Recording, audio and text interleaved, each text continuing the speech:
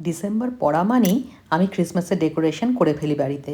এবছরও তাই করে ফেলেছি, কিন্তু অন্যান্যবার পুপাই সঙ্গ দেয়। এবার দেখছি পুপাই একটু বড় হয়ে গেছে, ওর বোধহয় এই ডেকোরেশন করায় ইচ্ছে থাকলেও হয় পড়াশুনোর চাপ, যেটা করতে চায় না একদমই, তো সেটাকে জোর করে করানো হচ্ছে, তাই সেই চাপে করতে পারছে না। আর দ্বিতীয়ত একটু বড় হয়েছে, এখন দেখছি এসবে খুব একটা মন নেই। শুধু সব সাজিয়ে ফেলার পরে আমি যখন পুরো সাজিয়ে ফেললাম, এসে বলে গেল ওয়াও। এই কুশন কভারগুলো ক্রিসমাসের জন্য কিনেছি, তবে খুব রিজনেবল প্রাইসে পেয়েছি। মানে 4টে পেয়েছি প্রায় 300 টাকার মধ্যে। আর এই ট্রিটা তো থাকেই প্রত্যেকবার, ট্রিটাকে প্রত্যেকবার ডেকোর করে ফেলি। আর এটা আমি এখন টেবিলটা সাজাচ্ছি। টেবিল কভার এনেছি, রানার এনেছি, আর টেবিল ম্যাটস এনেছি। তো এগুলো আমি সব অনলাইনেই কিনেছি।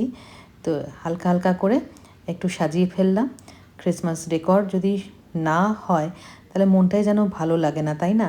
আর তার মধ্যে যদি একটু ফুল থাকে, সেটা একটা আলাদাই সৌন্দর্য বৃদ্ধি করে বাড়ির। আমি সবসময় চেষ্টা করি একটু ফুল এনে রাখার। তো ফুল রাখলে আমার মনটাও খুব ভালো লাগে, বাড়ির সকলের মনটা ভালো লাগে।